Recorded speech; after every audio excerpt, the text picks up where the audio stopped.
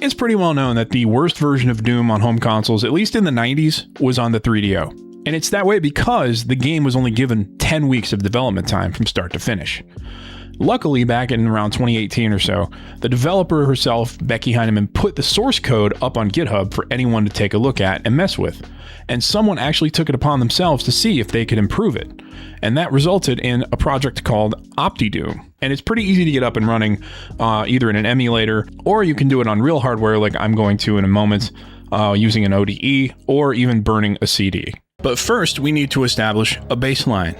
So I'm going to play through the first level of the actual original Doom on 3DO, just to show how bad it was and the improvement of OptiDOOM. We'll start the first level on ultraviolence, maximize the number of enemies here. Okay, right out the gate you can tell, not very playable, pretty slow. Now, ironically, the only real redeeming quality of this version of the game is the soundtrack, and the soundtrack was actually done by the very person responsible for the game itself turning out so poorly. So if you want to know more about that, check out the link in the description to find out the story behind the game, development of the game. But yeah, you can see this is not really an ideal experience. Although graphically, visually, it looks pretty much okay. It's not really what I'd call playable, and I actually start to get a little bit nauseous after a little bit after playing it. So one of the things you can do is actually go into the menu and adjust the screen size, and that will make it run smoother, obviously at the cost of screen real estate and visibility. But even now, it's still not great. But it is much more playable, I would say.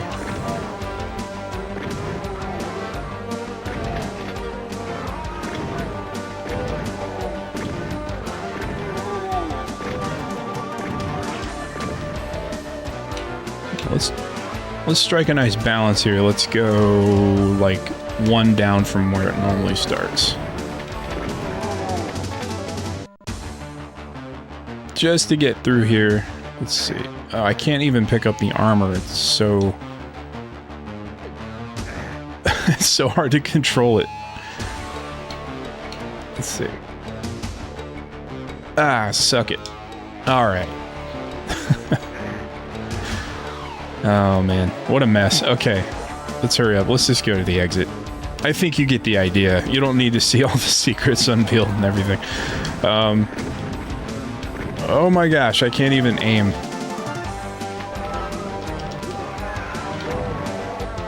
Okay, almost. One more. There we go. Alright, level done.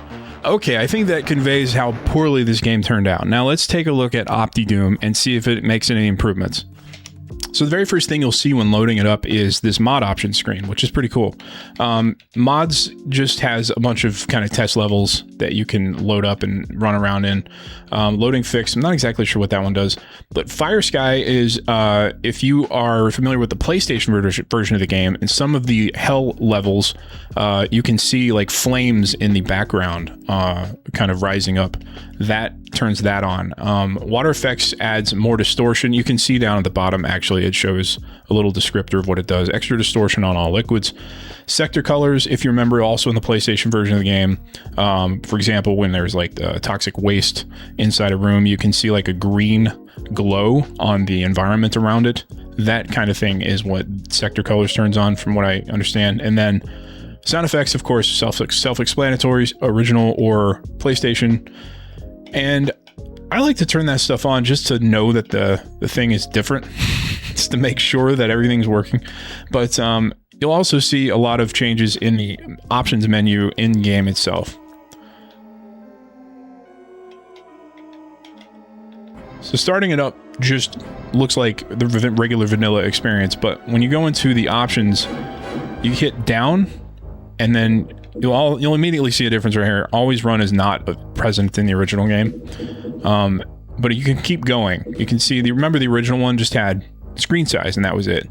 This also has screen size, but this also has a lot more you can turn on and off. You can turn on wall detail high and low. Plane is floors and ceilings high and low, medium as well.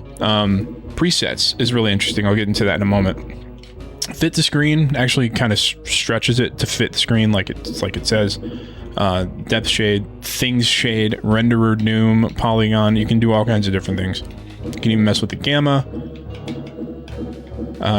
You can play with the player and enemy speed. You can turn on extra blood. Just all kinds of things that the original game does not have. So I'm going to go ahead and start up level 1.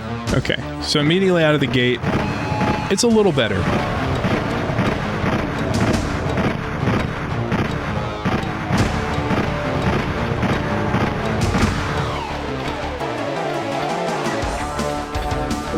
I won't say it's night and day, but it is more playable and runs a little better. But here's the cool part, okay?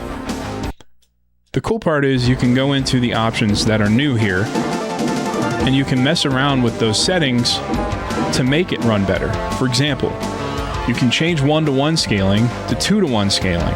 So, say for example, 320 by 240 would become 160 by 240.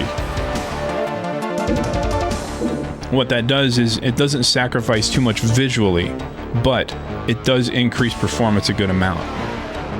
And you can see it here, it runs quite a bit better just from that one change alone, and the visual quality doesn't change that much. It's just you're choosing which axis that you would rather to half the resolution on, either the vertical or the horizontal. But you can also go into the menu here and choose both if you like. There you go. Now it's running at half quarter resolution. I think it's quarter resolution actually. And you can see now that does look a lot blockier, but it's running a lot smoother. One of the other things you can mess with is screen size, of course. So let's do 1 down from the max, and then let's turn on plane. Let's turn play on medium, and I'm gonna leave the wall detail on.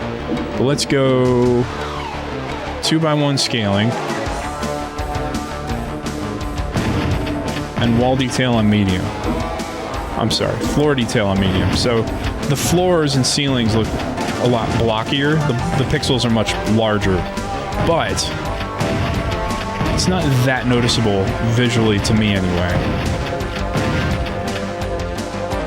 But it runs much better. You actually have a somewhat playable version of Doom now on the 3DO, which is very cool. What I'm going to do next is I'm going to go through some presets that you can actually toggle. So this is faster. So this is just like basically the default version of the game, but tweaked a little bit just to run smoother. And so if you just want a playable version of Doom on 3DO, that's a pretty good way to go right there. You just toggle on faster and have at it, because it runs pretty well. It maintains the visual integrity of the game pretty well.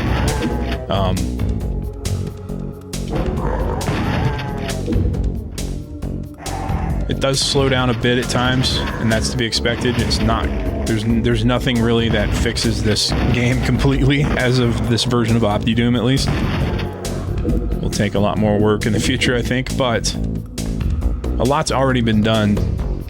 As you can tell, it runs much better, and it proves that, yeah, you could have a playable version of Doom on 3DO if the developer was given the proper amount of time. Now, this is max settings. This is basically as good as it could possibly look. Scaling set to 1:1, etc., etc.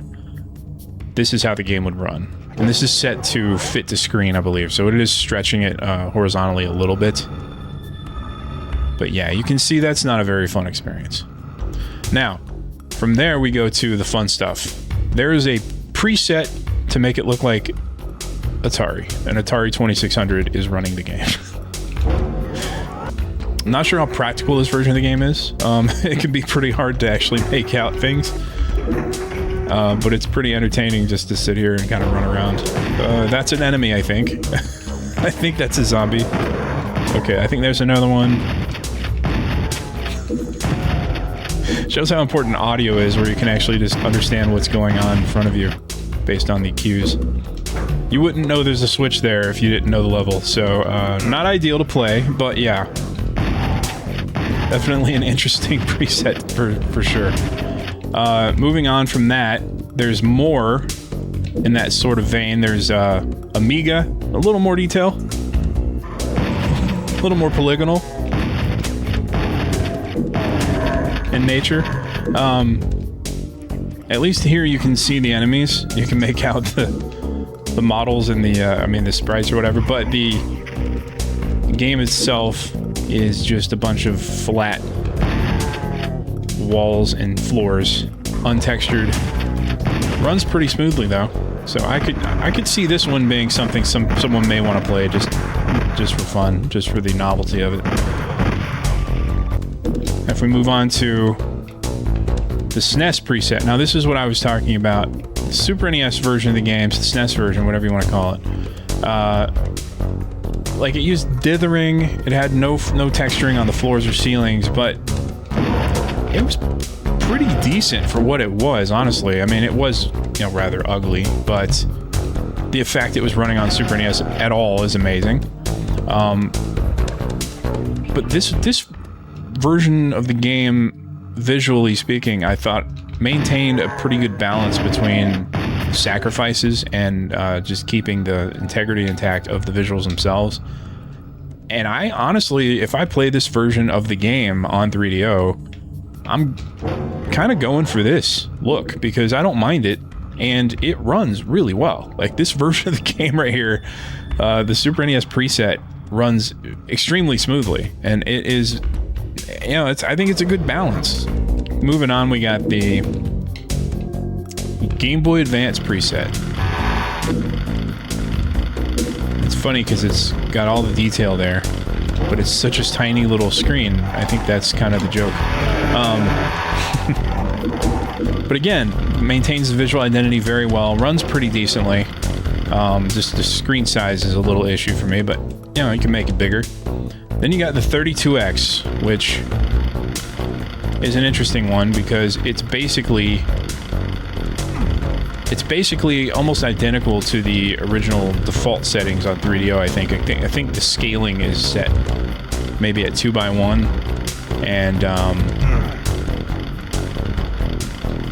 it runs fairly well. I would possibly give this one a look as well if you're wanting to actually try OptiDOOM and try to play through it. The SNES and 32X settings are the ones that I would start with and see if I could handle them, if I could handle the performance and the visual sacrifices. This one actually maintains the flooring and the ceiling, and you could always, of course, tweak the scaling or whatnot for this one, so it would look a little, or it could run a little better potentially. The cool thing is it's almost like a PC version of the game where you can customize it to whatever settings you want. Again, this is the 32X preset. You can see it is getting a little choppy when there's a lot of enemies on screen. So let me go ahead and see what else we got in here after I kill this pinky. Alright, so if we go, of course, the Jaguar version of the game, which is kind of ironic because this version of the game and every console version of the game in the 90s was sourced from the original Jaguar version done by John Carmack himself. So let's see how this one runs. So Jaguar is the final one, the final preset. And you can see here it runs pretty rough.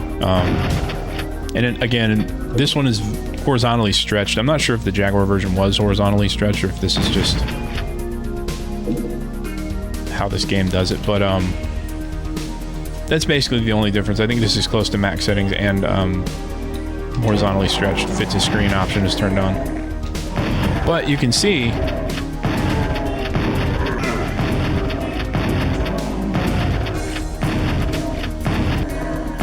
that's important, being able to see.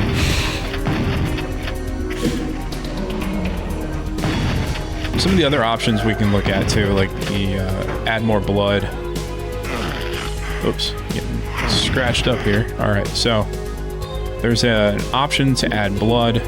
Where's that at? Yeah, so there's extra blood. Fly mode, I think it literally just, I'm not sure what that does, honestly. I've never used that one before. Okay, so you can just move up and down and fly through levels.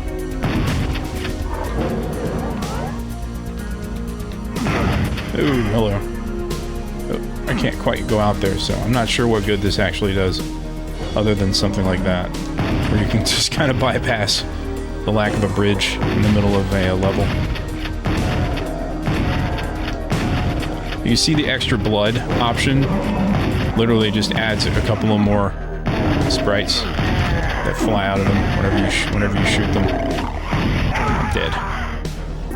Player speed up to 2x, and you can do enemy speed up to 2x as well. Let's do player and enemy speed 2x, and this is also with always run on, so player speed 2x and always run.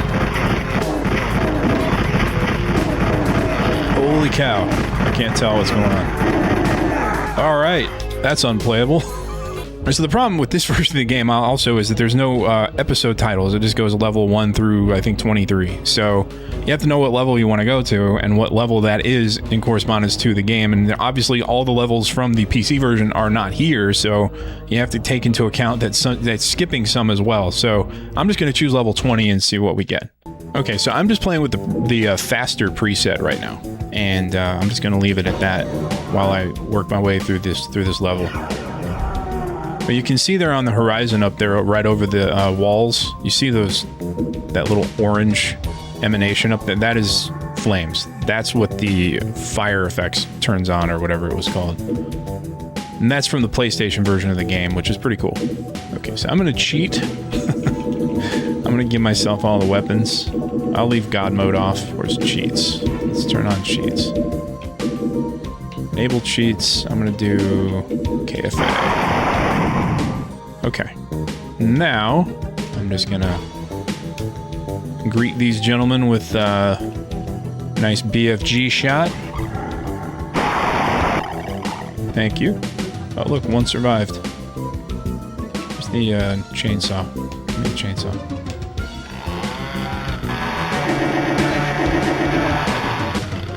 Well, that's OptiDOOM.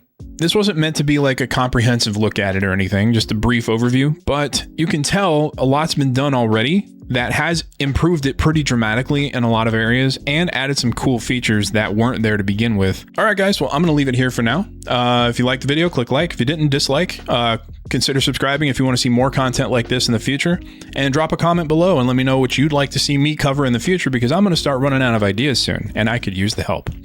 Thanks a lot for watching. Till next time.